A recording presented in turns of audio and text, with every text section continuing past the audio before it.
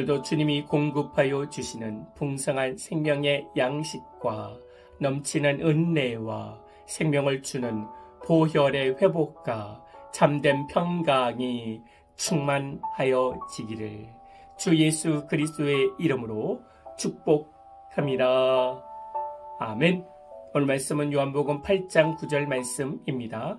그들이 이 말씀을 듣고 양심의 가책을 느껴 어른으로 시작하여 젊은이까지 하나씩 나아가고 오직 예수와 그 가운데 섰던 여자만 남았더라. 아멘. 사람들이 예수님을 따르는 이유는 기적을 바라거나 자신의 소원을 바라거나 아니면 기존에 있는 질서, 율법적인 질서를 깨트린다고 생각하여 예수님을 넘어뜨리기 위하여 온 것입니다. 여기 온 사람들도 법률적인 트집을 잡기 위해 예수님께로 온 것입니다. 그러면 나는 무엇 때문에 신앙생활 하고 있는지 나 자신을 되돌아보아야 합니다.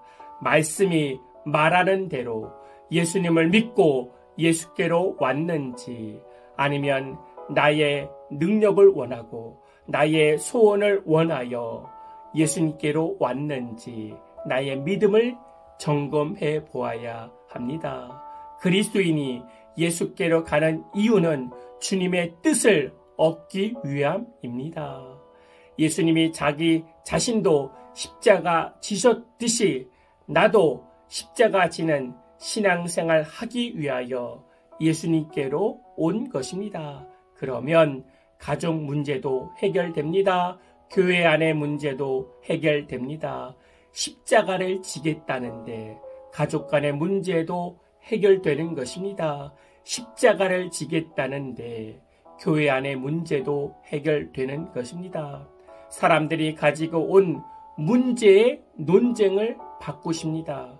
법률적인 문제가 아니라 도덕적인 문제를 가지고 이 사람들에게 펀치를 날리신 것입니다.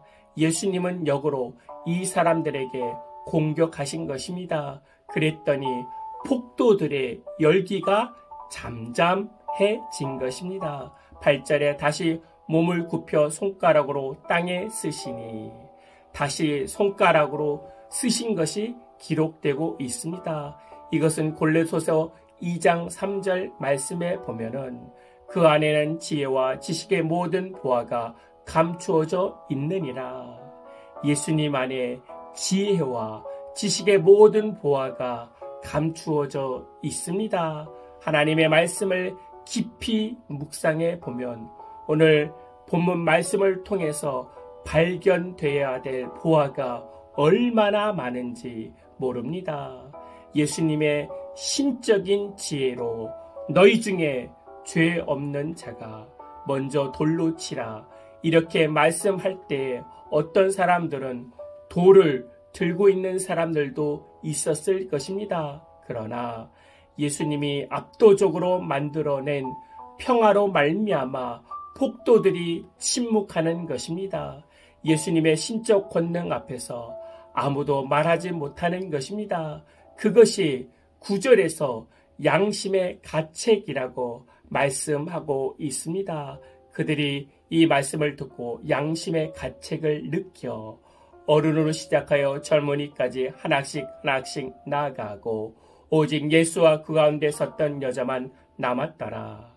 그들은 양심의 가책을 얻었고 알 수 없는 칼에 흥분하는 군중들이 멈추어진 것입니다.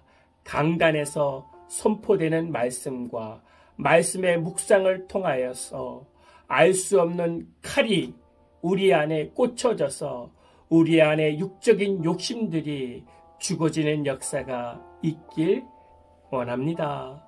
뭔가 알 수 없는 힘에 의해서 양심의 가책을 얻고 멈추어서 예수님을 만나고 회개하여 하나님의 자녀가 되어지길 기도드립니다. 내가 옳다고 흥분할 때 다시 말씀을 묵상해야 합니다. 나의 옳음에도 십자가가 있는지 묵상해야 합니다. 그리고 왜 싸워야 하는 것입니까? 왜 편을 갈라야 하는 것입니까? 나에게 십자가가 없기 때문입니다. 사람을 죽이는, 사람을 판단하는, 사람을 정죄하는 그리스도인이 아니라 나의 십자가를 지고 사람을 살리는 복된 그리스도인들 되어지기를 기도드립니다. 아멘. 하나님, 나의 옳음보다 십자가를 앞세우게 하여 주시옵소서. 나의 옳음으로 사람을 정죄하는 것이 아니라 나의 십자가로 사람을 살리는 복된 그리스도인들 되게 하여 주시옵소서. 주 예수 그리스도의 이름으로 기도하옵나이다. 아멘. 이제는 우리 주 예수 그리스도의 은혜와 만가신 하나님의 사랑과 성령님의 내주교통 충만케 하심이 이제부터 영원토록 함께할지어다. 아멘.